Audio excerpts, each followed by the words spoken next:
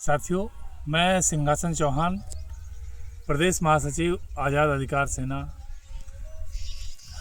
आज का ये वीडियो श्रीमान पुलिस महानिदेशक उत्तर प्रदेश के लिए है, जो एक मुकदमा अपराध संख्या 108/19 थाना भीमपुरा बलिया में दर्ज है, जिसमें एक लड़का जो है हमारे गांव की लड़की को भगा करके ले आता है और आज तक उस लड़की का पता नहीं लगा।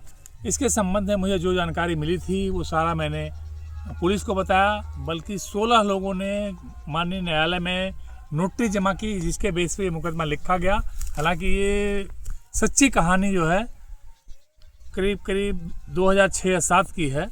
जब मुझे इस बात की जानकारी 2018 में हुई तो मैंने गांव में घूम कर लोगों से पता लगाया। लोगों ने बताया कि भाई ये घटना सच्ची है। वो सफदलपुर में उस लड़के की दुकान थी, उस लड़की को भगा करके यहाँ पे लाया। लाने के बाद में कुछ दिन ट्यूबवेल पे रखा। उसके बाद में उसको लेकर के जब कुछ लड़कों ने ये बोला कि भाई ये भगा के लाया, या तो लड़की को घर उसके वापस पहुँचा दे, या नहीं तो इन पंडित बुला करके शादी करवा देते हैं। फिर वो लड़की को लेकर के पंजाब चला गया। पंजाब से कुछ दिन यहाँ पे आने के बाद में पता चला कि उसने लड़की को मार करके बिजली के टावर में दफन कर दिया गया है। जो मुझे जानकारी दी गई है, जो चशमदीद ने बताया, मेरे वो यानी कि वो टावर यही है। ये देखिए सामने टावर EST लाइन का टावर है, जो पोल नंबर 511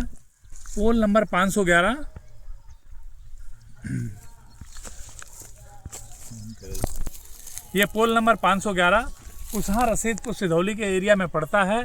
और इसके अंदर ही, इसके नीचे ही उस मासूम की लाश दफन है। जहाँ तक मुझे जानकारी मिली है उसके अनुसार इसमें मासूम की लाश दफन है, जिसका सारा जो है टोटल यानी कि बयान वगैरह सब कुछ इसमें तीन जो है विवेचक रह चुके हैं। Number 1 SI Shri Chandrahas, number 2 क्षेत्राधिकारी DSP मिस्टर शिव नारायण बैस, तीसरे जो है मिस्टर फहीम कुरैशी CO रसना। तीनों लोगों ने ही पहले तो चंद्रहास जो है आए, इसका पूरा जब मैंने बताया कि सर ये यानी कि खंबा है, इसमें यानी कि लाश जो मुझे जहाँ तक मुझे जानकारी मिली है इस खंबे के नीचे दफन है। वो आए, मेरे को साथ लेकर के आए, बाकायदा इस पोल का मौका मुआयना किया, उसका नक्शा नज़ीर बनाया। और जब मेरा आवेदन पड़ा तो उन्होंने मुझे ये जवाब दिया कि इसकी खुदाई के लिए पावर ग्रिड कॉरपोरेशन इब्राहिम पट्टी को लिखा गया है, जिसकी कॉपी मेरे पास मौजूद है। फिर उसके बाद में पुलिस ऐसे ही टालती रही। काफ़ी समय जब बीत गया, मुकदमा लिखने के 1 साल के बाद में फिर मैंने पुलिस को ट्वीट किया कि पुलिस जो है यानी कि इतने समय बीत जाने के बाद में भी कोई जांच नहीं कर रही है। जब जांच में कोई कार्रवाई नहीं हो रही थी तो मैंने Uttar Pradesh police ADG zone Varanasi और DIG आजमगढ़ NCW इंडिया और उत्तर प्रदेश महिला आयोग को एक ट्वीट किया, महोदय मुकदमा संख्या 108/19 भीमपुरा बलिया पुलिस सिर्फ खाना पूर्ति कर रही है। मेरे आवेदन में दिए हुए स्वतंत्र 16 गवाह से पुलिस अभी तक कोई बयान नहीं लिया है, सिवाय लीलावती के रिपोर्ट लगाकर सिर्फ खाना पूर्ति हो रही है, इंसाफ। ये मेरा ट्वीट जो है 10 जून 2020 को 1:12 पे किया गया था। इसके तुरंत बाद बलिया पुलिस का रिप्लाई आया, उक्त प्रकरण के संबंध में प्रभारी निरीक्षक भीमपुरा द्वारा अवगत कराया गया कि विवेचनात्मक कार्रवाई की जा रही है, जिसके क्रम में विवेचक द्वारा गवाहों से पूछताछ जारी है। तो ये ट्वीट करने के तुरंत बाद जो है विवेचक SI चंद्रहास राम आए मौके पर। यहाँ पे 13-14 लोगों के बयान लिए, बाकायदा उनकी रिकॉर्डिंग की, और उसके बाद में उन्होंने जो है ये बताया कि इस पोल की खुदाई के लिए ऑलरेडी यानी कि पावर ग्रिड में दिया हुआ है, जैसे खुदाई की परमिशन मिल जाएगी हम इस पोल की खुदाई करवाएंगे। और उसके बाद में जाते जाते उनका ट्रांसफ़र हो गया, जाते जाते उसमें FR लगा गए।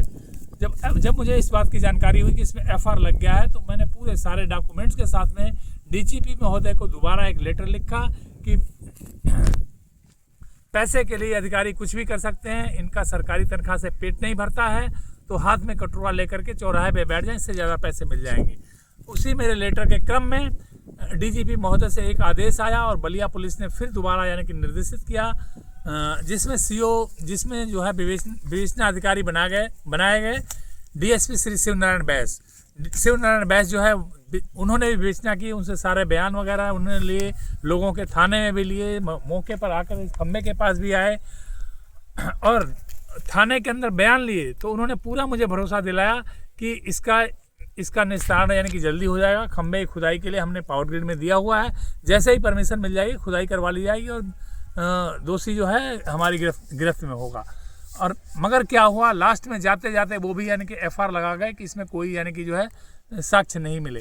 साक्ष्य पुलिस जुटाना नहीं चाहती थी, सिर्फ पैसे के दम पे सारे बिके हुए अधिकारी FR लगा करके चले गए। उसके बाद में जो है जब मुझे पता लगा FR लग गया है, उसी टाइम उनका ट्रांसफ़र हो गया था। ये क्षेत्राधिकारी रचना जो है नए आए, मिस्टर फ़हीम कुरैशी, उनसे मैं मिला, उनको पूरी बात बताई, पूरी डिटेल्स दिखाए, सारे पेपर्स दिखाए। तो उन्होंने बोला देखिए इस पे FR लग चुका है और ये जो है अगर कोर्ट में जमा हो गया है तो फिर मैं इसमें कुछ कर नहीं पाऊँगा, मगर मैं चेक करवा लेता हूँ, अगर FR जो है कोर्ट में नहीं जमा हुआ है तो मैं इसकी विवेचना करूँगा, आप निश्चिंत रहो। और उन्होंने फिर चेक किया, FR जो है वो कोर्ट में जमा नहीं हुआ था। उन्होंने यानी कि इसकी विवेचना नए सिरे से प्रारंभ कर दी। विवेचना में वो कई बार यानी कि आए, यहाँ पे लोगों के बयान रिकॉर्ड किए, महिला से मिले, उस महिला से भी जिसकी लड़की गायब हुई थी उसके भी बयान थे। उसके साथ में वो जो 2 गांव वाले थे उनके भी बयान लिए। उन्होंने बोला सर ये घटना सही है, वही लड़का भगा करके ले गया जो यहाँ पे यानी कि ये इलेक्ट्रॉनिक वगैरह की दुकान करता था। और मेरे से भी उन्होंने यही बोला कि देखिए इसमें थोड़ी सी पेचीदा ये आ रहा है कि मामला बहुत पुराना है और केस को कोर्ट में साबित करना मुश्किल हो जाएगा। वो कोर्ट को केस में साबित करना नहीं करना वो बात की बात है। सबसे पहले आप अपराधी को गिरफ्तार करिए, वो बताएगा ना उसने आखिर लड़की उसके साथ में आई थी, 15-16 लोगों ने देखा, तो लड़की का उसने क्या किया, लड़की कहाँ है, जिंदा है तो लड़की कहाँ है, मर गई है तो उसने लड़की या क्या कहाँ पे मार के गाड़ा हुआ है। मगर पुलिस ने तो हाथ खड़े कर लिए हैं कि हम नहीं करेंगे, चाहे कुछ भी हो जाए, कहीं भी कंप्लेंट डालो। तो ये है हमारे पुलिस के यानी कि अभी मैंने भी सिर पे जो है ये कफन बांध लिया है। मुझे पूरी उम्मीद है पुलिस जो है मुझे झूठे मामले में फंसाने की कोशिश करेगी। जैसे पहले भी 2 मेरे ऊपर झूठे मुकदमे दर्ज करा चुकी है, अभी मुझे उसकी परवाह नहीं है झूठे मुकदमे दर्ज कराए या किसी मामले में फंसाए, मगर ये मामला है, इसको उजागर करके ही रहेंगे।